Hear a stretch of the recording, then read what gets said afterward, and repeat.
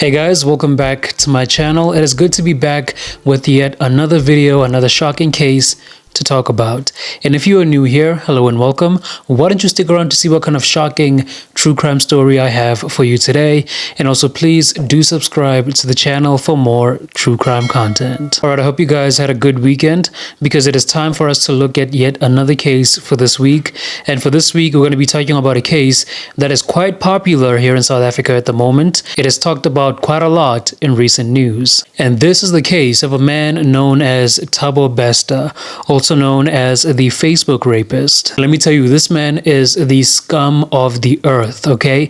His intelligence and conniving nature are enough to get you quite terrified once you realize what he's seriously capable of. So sit back, relax, and let me tell you all about the unbelievable story of Thabo Bester. Thabo Bester was born on June 13th in the years between 1983 and 1986. And this man wasn't really born in the best of environments. His mother was only 16 years old when she was sexually violated by a man who offered her a ride home when she was coming back from visiting her sister. Thabo was raised by his grandparents, but from a very young age, it already seemed like this young boy was already destined for a life of crime. When Thabo was only 4 years old, he was caught by his grandfather with a very large amount of money in his possession. Thabo tried to explain himself by saying that the money was given to him by their neighbor, but when his grandfather went to the neighbor's house to confirm this, the lady did not even know that the money was missing. And then again, when Thabo was just 5 years old, the owner of a tavern came by to his grandparents' house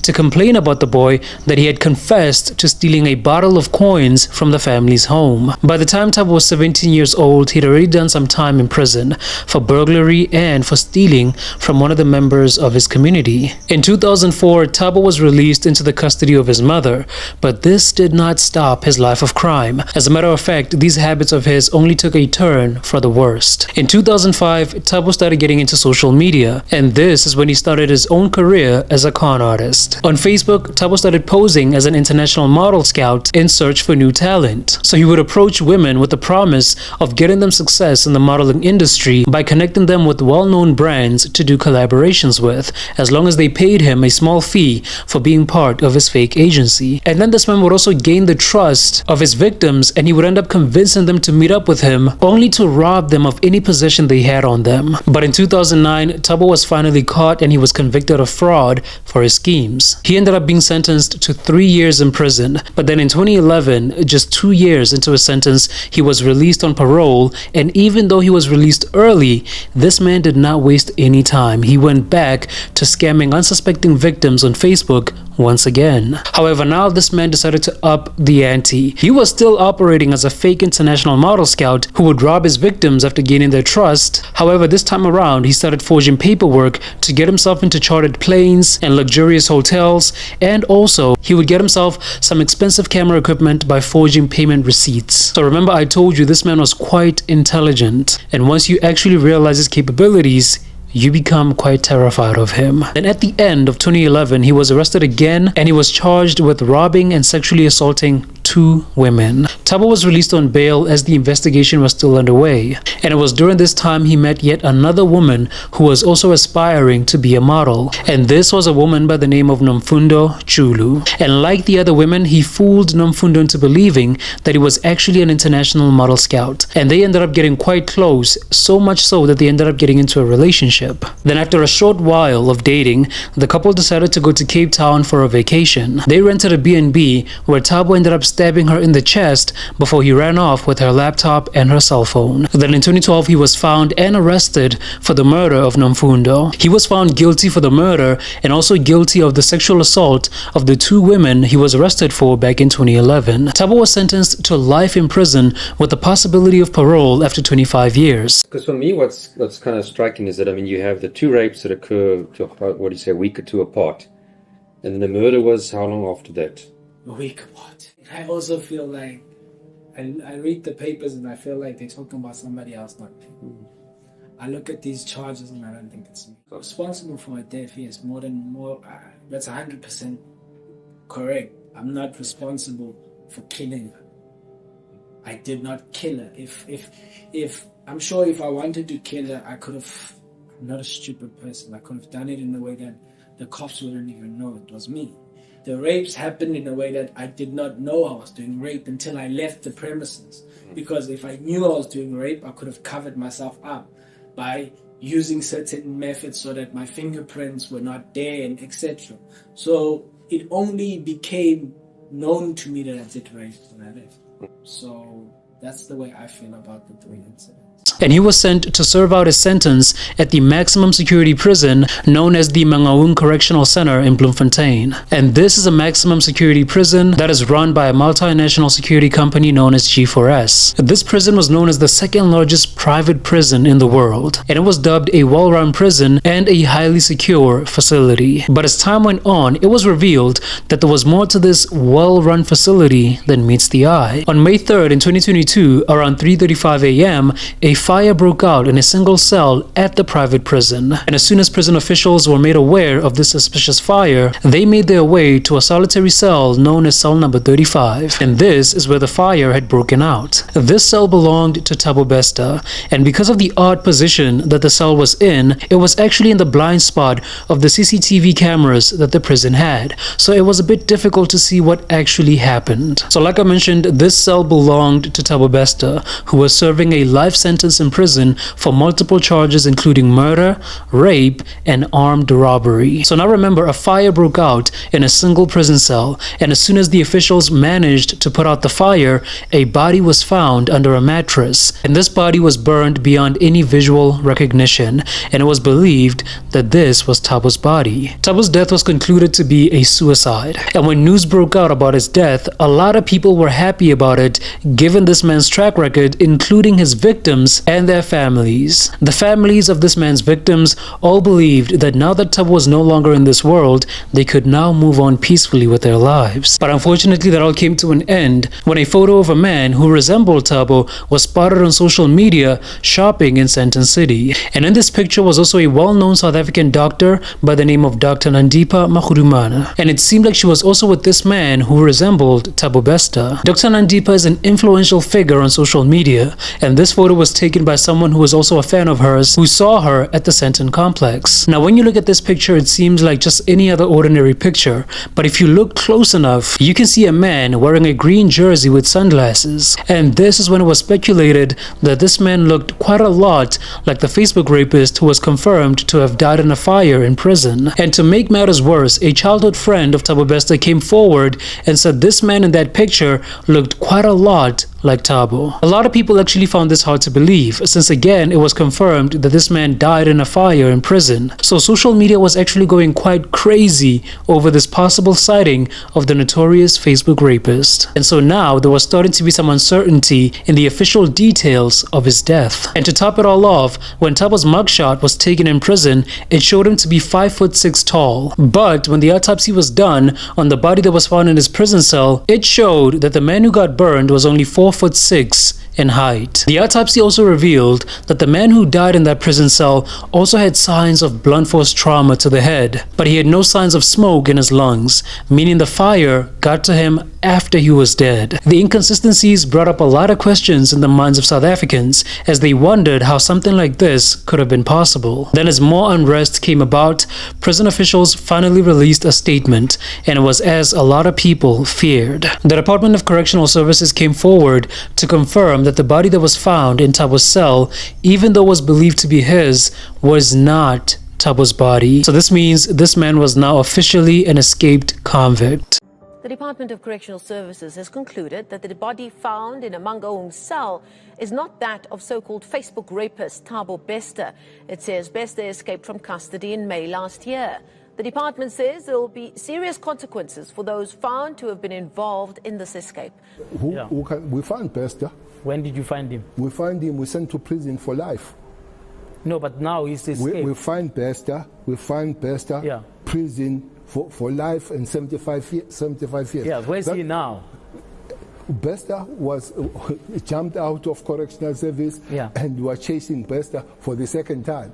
Yeah. As the police. And on the days leading up to the fire, Thabo was described as being unusually happy by his inmates, and usually they saw him as someone who was always in quite a somber mood. But this time around, he was happy and telling his inmates that he was not going to be around for much longer. And again, this was days before the fire broke out in his cell. On May 2nd in 2022, without any explanation, Thabo was removed from the cell he shared with his inmates, and he was placed in the very same cell where the fire broke out on the next day of May 3rd. The reason for this was never actually revealed. Then on the next day, that is when the fire broke out at 3 a.m. and one of the prison officials reported seeing smoke coming from the wing where Thabo was being held. The police were called around 4:25 a.m., but the call was never answered. And then when medical officials examined the body that was found in his cell, it was confirmed dead at 5:10 a.m. And remember, at this point, it was still believed that this was Thabo's body, and so they believed that he committed suicide by using the lighter that he had in his possession to set himself on fire. The body was sent to the state pathologist for any DNA identification and also for an autopsy. But as much as it seemed like they were about to uncover who this body belonged to, this is when things got a little bit more fishy. The initial report from the pathologist concluded that this person died of blunt force trauma to the head and that there were no signs of smoke in his lungs. The report also noted a strong scent of a fire accelerant on the body, but they couldn't determine for sure if this body belonged to Thabo. And one of the reasons for this is because South Africa has quite a lot of DNA tests to sort through, and it would normally take about 4 months before any results could be delivered. When the investigation was held back at the prison, it was discovered that the CCTV cameras have been tampered with, and also they were facing in the wrong direction. Then at around 2:59 a.m., just moments before the fire broke out, at the corner of the cameras, it was noticed that there were 2 men who were dressed as prison guards, and they were seen leaving Thabo's prison cell in quite a hurry. But it could not be determined who these 2 men were. So now it was getting a lot more clear that there were more people involved in Thabo's escape, and the prison officials released statements that they were determined to find out who these individuals were. 3 days after the fire broke out, Dr. Nandipa went to the state mortuary, and she went there to claim Thabo's body, and she told the mortuary that she was his customary wife, so she wanted to have the body so she can give him a proper burial. The morgue was not really keen on giving her the body, and so she ended up taking them to court, saying that she was being denied the chance to bury her husband with dignity. In the court records, it is stated that the doctor claimed that she and Thabo met in university, and then they reconnected again in 2019 before getting married in 2020 under customary law. But the records also showed that Thabo dropped out of school at the age of 11, and they also showed that the doctor was still married to her ex-husband even though she claimed that they were divorced. However, at the end, the body ended up being handed over to Dr. Nandipa, and immediately she intended to have the body cremated. But just before this happened, Thabo's mother came forward and she wanted to claim the body for herself so she can bury her son herself. And she said she had no idea that her son was even married, so she was not about to let a complete stranger take control of her son's burial. And so after she came forward, the court decided that the body should be taken back to the mortuary while this matter is being solved. But then Nandipa ended up moving on with her life, and she just continued with life as if everything was normal. And as the news about Thabo's death ended up dying down, it was noted that Nandipa and Thabo were seen to be quite comfortable in public together, as they were seen numerous times outside. This ended up leading to a time when that photo of them was taken in Sandton City. And even though there were those who recognized him as Thabo Bester, the Facebook rapist, one person said they recognized him as Tom Motsepe, who worked as a CEO of 21st Media Company. It was then discovered that while this man was in prison, he ran a fake events and production company which was made to look like a subsidiary of 21st Century Fox. He also claimed to be a family relative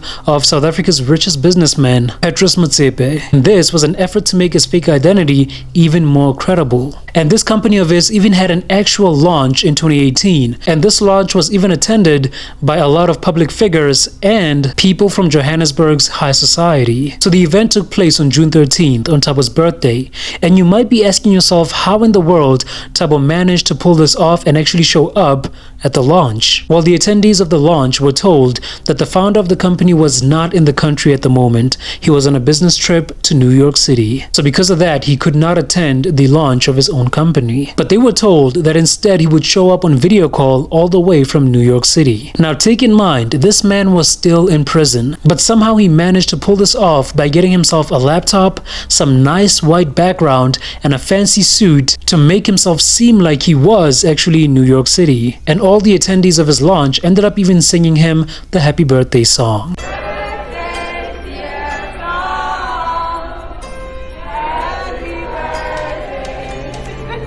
We hope you're not crying. The employees of his company said they had no idea that this man was actually a prisoner who was still in prison at that time. They even went on to say that he was actually quite involved with this company, and whenever they needed funds from him, he would transfer them without any problem. And all the meetings they had to do them via video call because he would always tell them that he's still in New York City. And to make sure that no one truly suspected anything, Tom Motsepe, aka Thabo Bester, even had a Twitter account where he would post photoshopped pictures of himself doing just any ordinary thing. This man had everybody fooled. He even convinced employees of other media companies to leave their jobs so they can come and work for him. And after he escaped prison, it is believed that Thabo adopted another identity known as A.K.A. And now that he was out of prison, he also ran a multi-million rand construction company that was also a scam with his girlfriend Dr. Nandipa Makhudumana. And it is alleged that these two convinced people to pay millions for construction services that they never delivered on. And this company of theirs was known as Aram Properties. And of course, it was registered in the name of Dr. Nandipa. Many of the people they scammed came forward and said that Dr. Nandipa is the one who introduced them to TK Nkwana. And TK was the one who took care of the day-to-day runnings while Dr. Nandipa focused on her practice. After pictures of Thabo and Nandipa were leaked online, the doctor abandoned her practice and the mansion she lived in with an unknown man. There was also video footage taken by private investigators who were hired to track her down by her creditors for the payments that she still had due for leasing a car. It turns out that she leased a car and then she abandoned it in Zimbabwe, even though she still owed about 700,000 rand for that car. Dr. Nandipa, how are you, Marcy? Here you are. How are you? Can we sit? Yeah, you can sit down.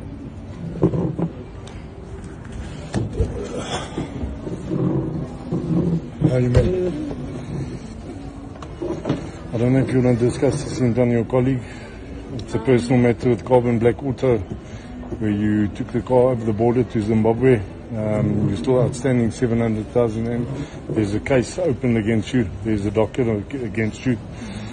So we just want to try and sort this out amicably. You can sit in front of him. Okay. Can you carry on? Okay, ma'am. You borrowed a car from Carbon Black, is that right? Mm-hmm. And then you said you want to purchase a vehicle. You signed this letter. Is that right? Yeah. Right. Okay, you started paying and you stopped paying. And the car tried to cross the border in Zimbabwe with false number plate. No. The car's still standing at the border. We've tracked the car to the border. We're busy The hawks are on it here. So you want to know what's happening with that thing? I got the There's outstanding balance. This past weekend on the 8th of April in 2023, after being on the run for quite some time, Thabo Bester was finally caught and arrested in Tanzania. And according to reports, Dr. Nandipa was also apprehended along with a third unnamed suspect. So now it seemed like the long hunt for these fugitives had come to an end. You know, I seriously cannot wait to see what you guys have to say about this case, because it also gave me a lot of questions as well. Like, for starters, who were those two men that came out of his prison cell just minutes before the fire broke out? And were they prison guards, or were they just people disguised as prison guards? And also, how in the world did he manage to run an entire company while behind bars? I don't know about you guys, but I smell corruption in that private prison. There was someone who was definitely benefiting from this, but that is just my take. But yeah guys, that was the unbelievable story of Thabo Bester, and we don't even know if that is even his real name, because again, this man had a lot of aliases. I have seriously never seen anything like this. But that is all that I have for you guys on this case. If there are any updates about it, I will either post YouTube shorts or if there's enough information about it, I'll make another full-length video about it. But in the meantime, please do let me know what you think about it in the comments. And if you enjoyed watching, please leave the video a thumbs up to help me out with the algorithm. And also thank you guys for hanging out with me today. As always, it means a lot to me that you guys took the time out of your day to support my channel. And again, if you are new here, subscribe to the channel for more true crime content. That being said, I will see you guys in the next video. So until then, take care of yourselves, enjoy the rest of your day, stay safe, and cheers.